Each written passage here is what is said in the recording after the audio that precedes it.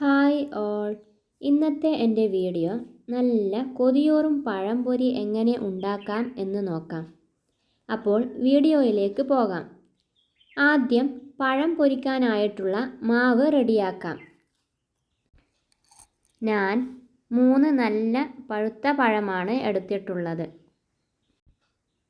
അതിന് ആവശ്യമായ മൈദപ്പൊടി, 4 ടേബിൾ സ്പൂൺ പഞ്ചസാര, മധുരം ബാലൻസ് ചെയ്യാൻ ഒരു നുള്ള് ഉപ്പ്, ഒരു മുട്ട, കുറച്ച് ഏലയ്ക്കാപ്പൊടി. ചിലരൊക്കെ കളർ കിട്ടാൻ മഞ്ഞൾപ്പൊടിയൊക്കെ ചേർക്കും. ഞാൻ ചേർത്തിട്ടില്ല.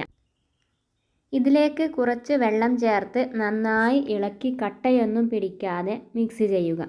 വെള്ളം ചേർക്കുമ്പോൾ കൂടാനോ കുറയാനോ പാടില്ല. ആവശ്യത്തിനനുസരിച്ച് കുറച്ചായി ഒഴിച്ചാൽ മതി. ഈ മാവ് വേണമെങ്കിൽ ഒരു 10-15 മിനിറ്റ് റെസ്റ്റ് ചെയ്യാൻ വെക്കാം. ഞാൻ വെച്ചില്ല. ഞാൻ ഇപ്പോൾ തന്നെ തയ്യാറാക്കാമെന്ന് വിചാരിച്ചു.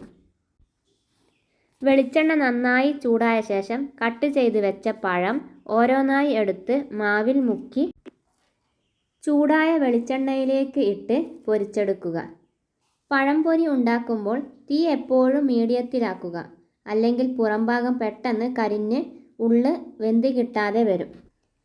കുറച്ച് കഴിഞ്ഞ് കളർ മാറാൻ തുടങ്ങുമ്പോൾ മറിച്ചിട്ട് മറുവശം കൂടി വേവിക്കുക. ചെറുതായിട്ട് ഗോൾഡൻ കളറാവാൻ തുടങ്ങിയാൽ വെളിച്ചെണ്ണയിൽ നിന്നും കോരിയെടുക്കുക.